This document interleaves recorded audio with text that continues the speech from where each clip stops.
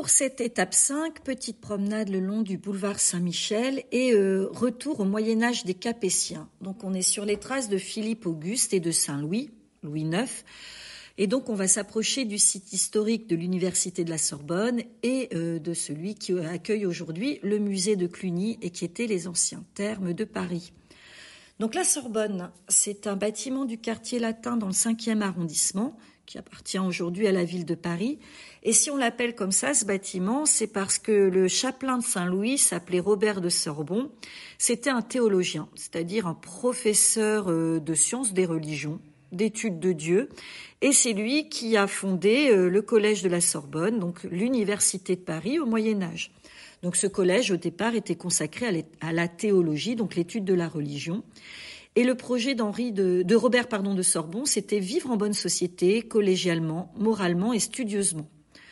Donc ce terme, il est aussi utilisé donc à la fois pour désigner le lieu et puis pour désigner l'ensemble de l'université qu'on appelle aujourd'hui la Sorbonne.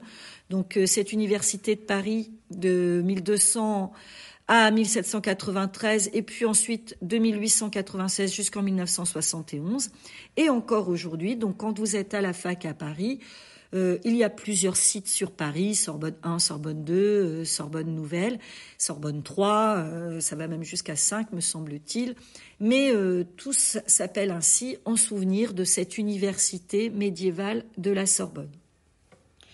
Pour petite info, petite anecdote, le Comité international olympique, le CIO, eh bien Pierre de Coubertin l'a fondé justement à la Sorbonne en 1894. Pierre de Coubertin, c'est lui donc qui refait les Jeux olympiques modernes avec cette devise « L'important, c'est de participer ». Un petit peu plus loin sur le boulevard Saint-Michel, vous allez découvrir le musée de Cluny, dont le nom officiel est Musée national du Moyen-Âge, Thermes et Hôtel de Cluny.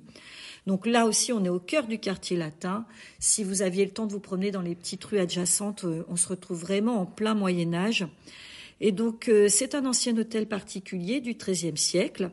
Et si vous aviez l'occasion de rentrer dedans, c'est un des musées qui contient l'une des plus belles collections au monde d'objets et d'œuvres d'art de l'époque médiévale.